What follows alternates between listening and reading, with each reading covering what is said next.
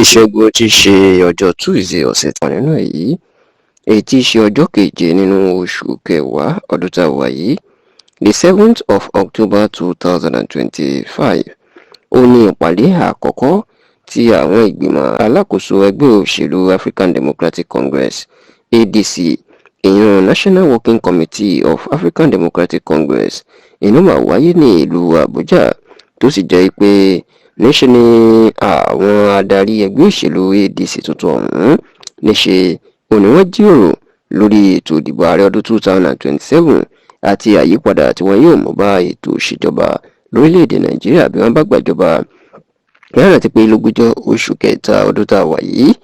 ó ní àwọn adarí ẹgbẹ́ òṣèlú alátakò bíi Alhaji Atiku Abubakar, Rotimi Amechi, Malam Nasir El-Rufai, Peter Obi àti bẹ́ẹ̀ bẹ́ẹ̀ lọ kéde pé àwọn yóò kó ara àwọn jọ pọ̀ sójú kan náà sínú ẹgbẹ́ òṣèlú kan náà láti dojú ìjà kọ ààrẹ Bọ́lá Ahmed Tinubu àti ẹgbẹ́ òṣèlú All Progressives Congress APC lọ́dún 2027. Nígbà tó sì tó ọ̀sẹ̀ mélòó kan sẹ́yìn àwọn adarí ẹgbẹ́ òṣèlú alátakò náà kéde pé ẹgbẹ́ òṣèlú ADC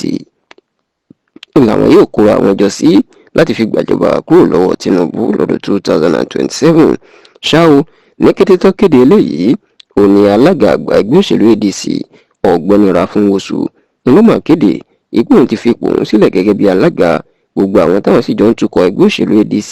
táwọn jẹ́ ọmọ ìgbìmọ̀ amúṣẹ́ṣe ni làwọn ti fi ipò sílẹ̀ láti jẹ́ kí àwọn alátakò tó fẹ́ darapọ̀ mọ́ ẹgbẹ́ àwọn kan yan àwọn tó bá wù wọ́n láti wá darí ẹgbẹ́ náà. Èyí ló sì jẹ́ kan yan sẹ́nitọ̀ ìyẹn ààrẹ ilé-ìgbìmọ̀ aṣòfin àgbà tẹ́lẹ̀ lórílẹ̀‐èdè yìí sẹ́nitọ̀ David Mark gẹ́gẹ́ bí alága tí wọ́n sì yan gómìnà tẹ́lẹ̀ ní ìpínlẹ̀ Ọ̀ṣun ọ̀gbẹ́ni Abdulrauf Adésọjí Arẹ́gbẹ́ṣọlá gẹ́gẹ́ bí akọ̀wé àgbà ìyẹn national secretary. ṣá o lẹ́yìn tí ọ̀rọ̀ yìí tó ti di wàhálà tí àwọn ọmọ ẹgbẹ́ òṣèlú ADC kan tó gbé àwọn David Mark lọ sí ilé ẹjọ́ wípé wọn lẹ́tọ̀ọ́ láti gba àṣàkóso ẹgbẹ́ náà mọ́ àwọn lọ́wọ́, ṣùgbọ́n níṣe ni àjọ elétò ìdìbò Independent National Electoral Commission INEC ni wọ́n ti fòǹtẹ̀ lu àwọn David Mark àtàwọn Arẹ́gbẹ́ṣọlá wípé àwọn gan-an èló lẹ́tọ̀ọ́ táwọn mọ̀ láti máa ṣàkóso ẹgbẹ́ òṣèlú ADC. àṣà o ọjọ́ ìṣẹ́gun tí í ṣe Tuesday ọ̀sẹ̀ tí a wà nínú èyí ní ìpàdé àkọ́kọ́ ẹgbẹ́ òṣèlú ADC ló wáyé níbi tí àwọn bíi Arẹ́gbẹ́ṣọlá, David Mark, akọ̀wé ìjọba àpapọ̀ tẹ́lẹ̀ lórílẹ̀‐èdè yìí Babachir Lawal àti gómìnà tẹ́lẹ̀ ní ìpínlẹ̀ Edo Ọ̀sàhẹ́mi Ọ̀ṣọ́bọ̀ ibi tí wọ́n ti wà tó sì jíròrò nínú ìpàdé tí wọ́n ṣe. Ìní ẹgbẹ́ àwọn adarí ẹgbẹ́ òṣèlú ADC tuntun náà ti jẹ́ kó di mọ̀ pé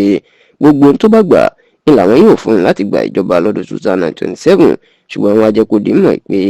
ìjọba gbígbà tàbí agbára nìkan kọ́ ló jẹ àwọn lógún. Wọ́n ní tó jẹ àwọn lógún ni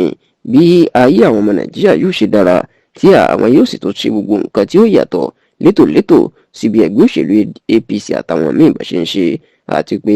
gbogbo nǹkan táwọn yóò ṣe yóò fi ẹgbẹ́ òṣèlú ADC hàn gẹ́gẹ́ bí ẹgbẹ́ òṣèlú tó yàtọ̀ gédégbé sí gbogbo ẹgbẹ́ òṣèlú tó kù.